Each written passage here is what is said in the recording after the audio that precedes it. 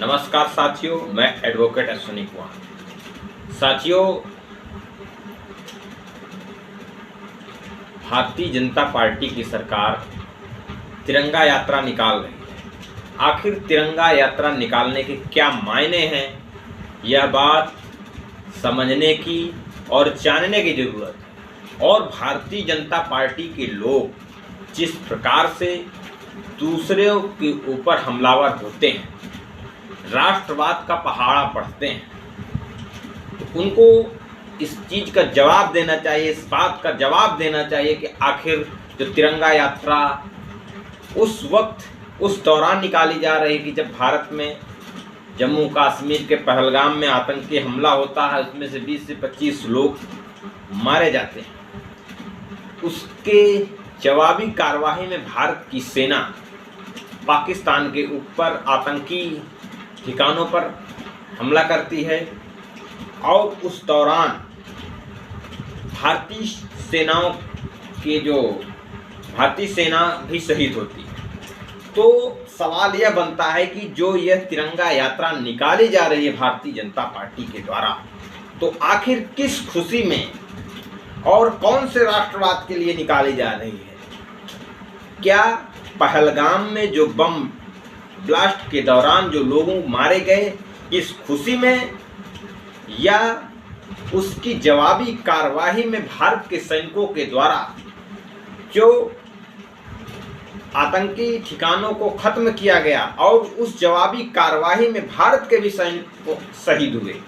तो क्या उस सैनिकों की शहीद होने में, उनकी शहादत के अवसर पर यह यात्रा निकाली जा रही है? भारतीय जनता पार्टी को इसका जवाब देना चाहिए।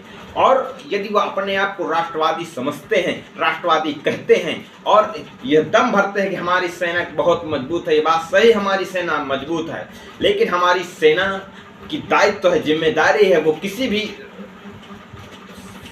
पार्टी की सरकार हो, वह देश की सेवा करती है और वह देश की सेवा के लिए उसकी नियुक्ति होती है, वो वोट की राजनीति नहीं करती है। लेकिन भारतीय जनता पार्टी जिस प्रकार से पुलवामा हमला हुआ था, पुलवामा हमला के बाद उसके हमले के बाद जो राजनीतिक फायदा लेने के लिए वोट मांगने का काम किया भारतीय जनता पार्टी ने, क्या एक बार फिर वही काम कर रही है?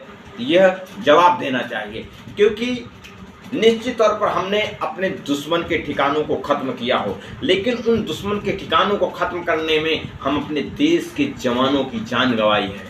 और यदि हम ये तिरंगा यात्रा निकालते हैं तो क्या हम अपने जवानों की शहादत की खुशी मना रहे हैं? यदि भारतीय जनता पार्टी के लोग अपने आप को यह कहते हैं कि राष्ट्रवादी हैं, तो मेरी अपील है, मेरा अनुरोध है भारतीय जनता पार्टी के बड़े बड़े नेताओं से, जो कुर्ता पाजामा पहन करके राष्ट्रवाद का दम भरते हैं, वह अपने लड़कों को राजनीति से दूर कर दें, व्यापार से दूर कर दें।